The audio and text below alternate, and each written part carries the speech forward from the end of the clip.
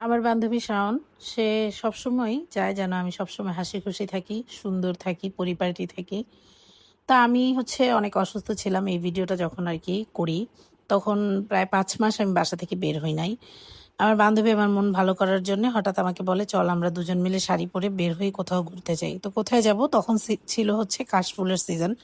প্রায় শেষের দিকে আরকি। তো বান্ধবীর কথা মতো আমি রেডি হয়ে আমরা চলে গেলাম কাশফুলে ছবি তুলতে। আমরা চলে গিয়েছিলাম কেরানীগঞ্জে একটা জায়গায়। যাওয়ার পরে সেখানে যেয়ে দেখি কোনো কাশফুল নেই। আমি তো ভীষণ আপসেট হয়ে গেছি। ভীষণ মন খারাপ হয়ে গেছে আমার। মামাকে বললাম, অটোওয়ালা ড্রাইভারকে, আমাদেরকে যেখানে কাশফুল আছে খুঁজে বের করে সেখানেই নিয়ে যান। আমার বান্ধবী বারবার বলছে, "তুই তোর মুড ঠিক কর।"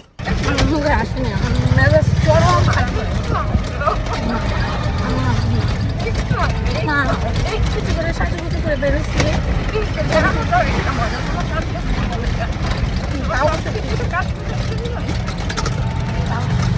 যদি বৃষ্টি হতো তাহলে তার শুনতে পারতাম না। তারপর যাই হোক, আমার বান্ধবী আমাকে অনেক হাসানোর ট্রাই করছে। তারপর আমিও একটু স্বাভাবিক হলাম আর ভাবছিলাম যে যদি বৃষ্টি হতো তাহলে তো কোনো ছবিই তুলতে পারতাম না আমরা। এই বলে অটো ঘুরিয়ে আমরা আবার কোথায় যেন গেলাম। দূরে দেখতে পেলাম ওই যে দেখেন কাশফুল দেখা যাচ্ছে। অটোওয়ালা মামা বলছে, "আপনারা এখানে নেমে যান, তারপর হেঁটে ওইদিকে যেয়ে আপনারা ছবি তুলেন।" হ্যাঁ, মামা গর্ত।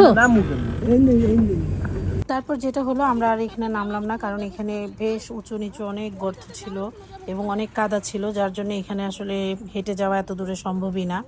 তারপর আমরা আরো ভিতরের দিকে চলে যাই আর যেয়ে দেখতে পাই এত কাশফুল। দেখে তো আমরা খুশি। আমার বান্ধবীকে আমি বলছিলাম, "যা জিলে আপনি জিন্দিগি।"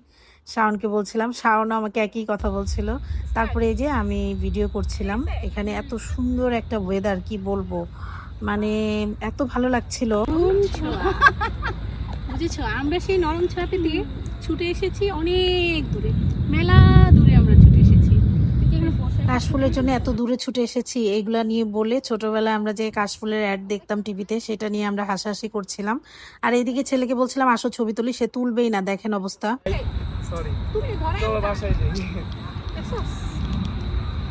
আমি ছেলেকে বললাম, "আসো তুলি, স্মৃতি থাকবে, আমাদের মেমোরি থাকবে।" সে কোনোভাবেই তুলবে না। তারপর আর কি করার, তারা আমি ছবি তুলতে পারলাম। আমাকে বারবার বলছে, "চলো আমরা বাসায় যাই।" আর দেখেন কাশফুলগুলো দেখতে দূর থেকে সাদা তুলোর মতো লাগছে, তাই না? এত সুন্দর।